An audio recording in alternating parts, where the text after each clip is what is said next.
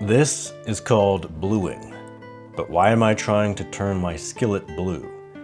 Well, a few months ago, I made a discovery about cast iron seasoning. And quite a few of you were along with me as I had my light bulb moment and realized the importance of magnetite, or black rust, in creating a strong seasoning layer. Originally, by just adding oil to a freshly sanded and shiny skillet surface, I had created a shriveled weakling seasoning that easily marred, scratched, and disappeared in ugly blotches. I figured there were two possible explanations. Number one, I had sanded the skillet too smooth, and there was no longer the necessary pores and texture for the seasoning layer to bind properly to the metal. Or number two, I had used what some people say is the best and many other people say is the worst oil for seasoning, flax.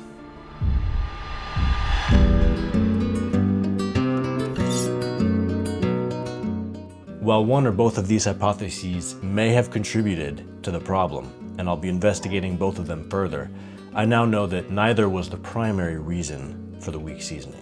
Now keep in mind that any clean, unbroken skillet will cook your food just fine. You can have weak, splotchy, crusty seasoning, and it will still cook your meal. But a perfect seasoning will bring you eternal happiness.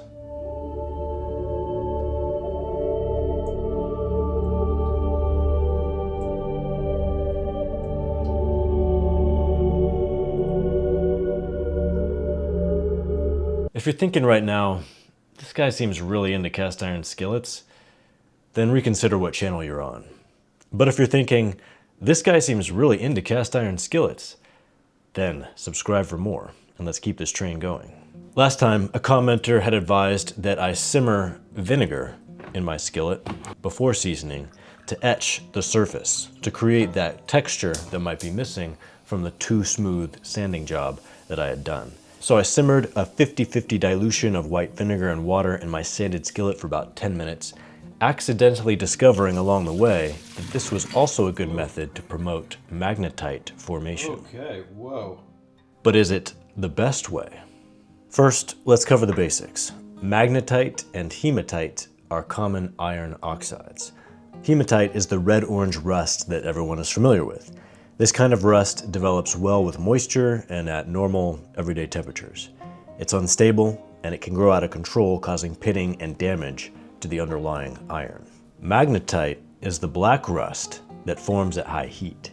This iron oxide is much more stable, and it's sometimes used to form a protective layer that prevents that out-of-control red rust from developing. Intentionally forming such a layer is known as bluing, because when that layer of magnetite is very thin, it appears blue, while heavier deposits appear gray or black. This bluing can be done to carbon steel or iron. It used to be a lot more prevalent before more modern methods were developed, and you'd see it used on many tools and mechanical parts. Today, it's primarily a firearm finishing technique used in both custom gunsmithing and vintage restorations. There are quite a few different bluing methods, but many of them involve chemicals that aren't suitable for cookware, which narrows my options significantly. So I grabbed my 4 sanded test skillets from last video and started trying things out. First, there's the heat-only method. Just put it on a burner on high. This will produce a rich, dark blue color that fades into a pale gray blue. Why does it fade? Well, the explanation I found is that as the layer of iron oxides grows thicker with the heat, it causes optical interference that results in a progression through different colors. That sequence roughly goes yellow, gold, brown, purple, dark blue, light blue, and then gray silver. So even though at the end it looks more like it did at the beginning, because at the beginning it was silver and at the end it's silvery gray, you're still left with a thicker layer of oxides. At least that's the story. I tried seasoning and testing these both after getting to that end point of silvery gray and by stopping it at its darkest blue point with water on the back of the skillet to cool it down, and seasoned both of those to test them. And I found that neither one performed as well as the vinegar simmer method. Some commenters suggested that instead of completely submerging the skillet surface in simmering vinegar, that I spray either vinegar or water onto a preheated skillet. This did basically nothing and produced an identical result to extended heat bluing. And a note on the exact process here. After each of these tests, I'm seasoning these skillets with a single layer of avocado oil at 500 degrees Fahrenheit for about 50 minutes. And then I'm performing a variety of cooking tests on these skillets, including cooking some onions, cooking pancakes with no oil, simmering tomato sauce, gouging with a metal spatula, and seeing if the surface is hydrophobic and water will bead upon it. Now, I'm trying to be somewhat scientific, but I'm not performing every single one of these tests on every different iteration. And to truly give each one a fair test, I'd have to cook on it several times a week for several months to see how the seasoning develops and what it's really like to live with each of these resulting skillets and seasoning layers. And with about 20 different iterations that I've done on those skillets, that would take too freaking long. You think I earn a salary for this or something? So ultimately, I have to make some subjective judgment calls and balance scientific accuracy with time efficiency. Grant me some grace here. And so we get to the tried and true vinegar simmer method. The main variables to tweak here were the concentration of vinegar and the duration of the simmer. 0% vinegar, meaning just water, produced only a very light coating of red rust. 10% vinegar actually does pretty well, but doesn't get quite as dark or create as thick of a layer of magnetite as the 50%.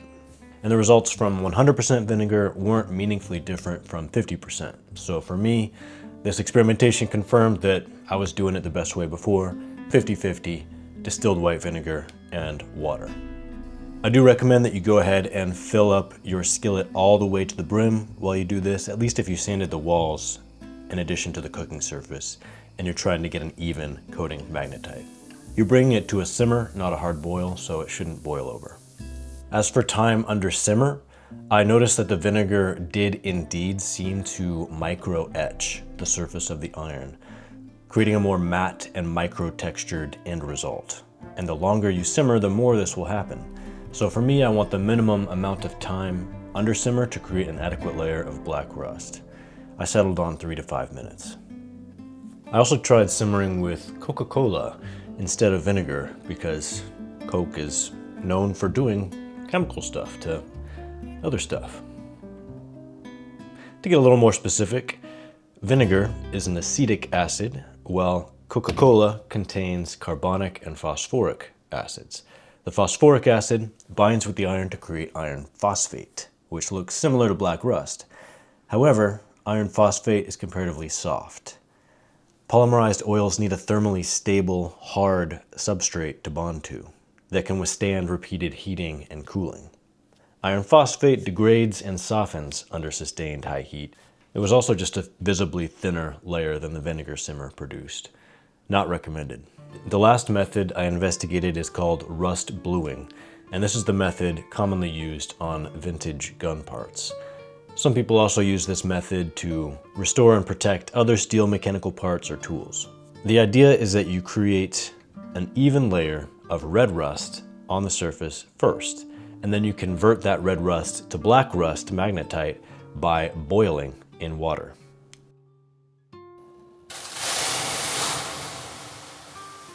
You remove any of the loose stuff by carding the surface with steel wool, and then repeat the cycle up to 5-6 times. And after those several cycles are completed, you end up with a nice, even, dark coating to work from. I've also heard from chefs who use this method to prepare their carbon steel pans for seasoning, and they say that it's the best method and it works really well. You do have to have a little bit of patience to go through all those cycles and build it up, but they say it creates the strongest, most even and durable type of seasoning on their carbon steel pans. But does it work for cast iron as well as it does for carbon steel is my question. And I haven't been able to find any videos online of other people trying this method on cast iron. The answer from my experimentation is yes. Yes, it does work on cast iron, but probably not as well as it works on carbon steel. I found that the boiling part of the process, the boiling step that's meant to convert all that red rust to black rust, it just doesn't work as well as I've seen it work on steel parts in the different videos I've watched detailing this process. Unlike carbon steel, cast iron contains flakes of graphite, a type of carbon. And these flakes create a heterogeneous surface, and around those flakes of graphite, iron converts differently than it does separately from the graphite. And that means that you're left with an uneven result. And if you look under a microscope at the result, you can see these dots of reddish brown where the red rust has not yet been converted to magnetite, surrounded by, yes, probably more magnetite than hematite. Red rust is not a stable, adherent base layer for seasoning. It's mechanically weak. It doesn't bond to the iron substrate the way that magnetite does. The polymerized oil in seasoning bonds to the surface just beneath it, and if that surface is red rust, you get seasoning that bonds to rust that isn't bonded to the actual pan, creating a weak seasoning layer. However, as long as the majority of the oxides on the surface of your skillet are magnetite, not hematite, it shouldn't prevent you from creating a decent layer of seasoning. And indeed, I was able to season these rust-blued skillets up just fine, and the result is significantly different from the vinegar-simmered skillets, where the vinegar creates a matte finish, probably because it eats away and etches the iron as it's simmering. The rust bluing creates a shiny gloss. Both have performed well in my testing so far, but I want to spend more time living with the rust-blued skillet and cooking with it and seeing how the seasoning holds up over time before I'd be able to recommend it over the vinegar simmer approach. The vinegar method is easier, it's quicker, doesn't require going through several cycles like the rust bluing method does, and it doesn't leave any visible red rust. It's all magnetite. So for now, I still recommend the vinegar simmer. I think the process of rust bluing and how exactly to do it deserves its own video, so that's the video that's coming next, along with my verdict of how it stacks up to the vinegar simmer method. So subscribe for that, and I'll see you next time.